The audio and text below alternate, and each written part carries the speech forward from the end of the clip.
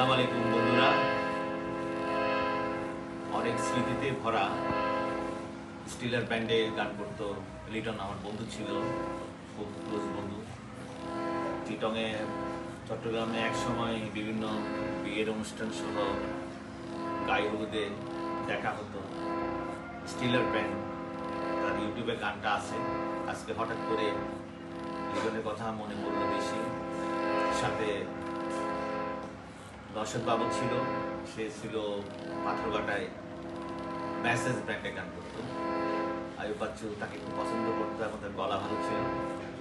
বিটিভিতেও অনেকবার গান গাইছে, তাকেও মিস করি। আজকে দুজনেই এই পৃথিবী থেকে চলে গেছে অকস্মাৎ। লিটন চলে গেল করোনার সময়, শুনলাম বাসায় ছিল, স্ট্রোক করছে নাকি জানতাম না। আমি ঢাকায় ছিলাম, পরে শুনছি মারা গেছে।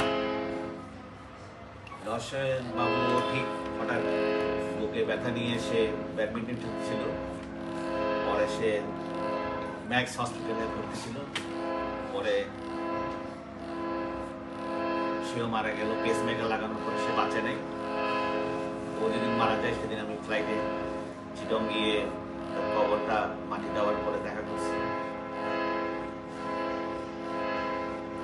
দুজন বন্ধুর অনেক স্মৃতি আমার চিটংয়ে আছে।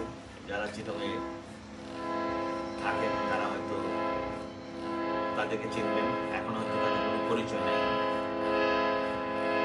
শিল্পীদের আসলে কোনো পরিচয় থাকে না, তারা একসময় হারিয়ে যায়। তাদের স্মৃতির গানগুলো হয়তো থেকে যায়।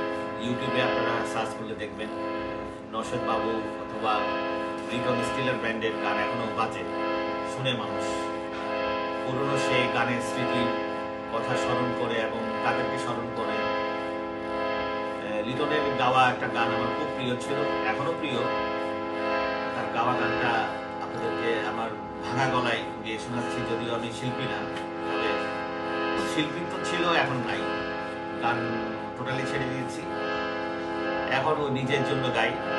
আর যদি কেউ শুনে তাকে শুনে।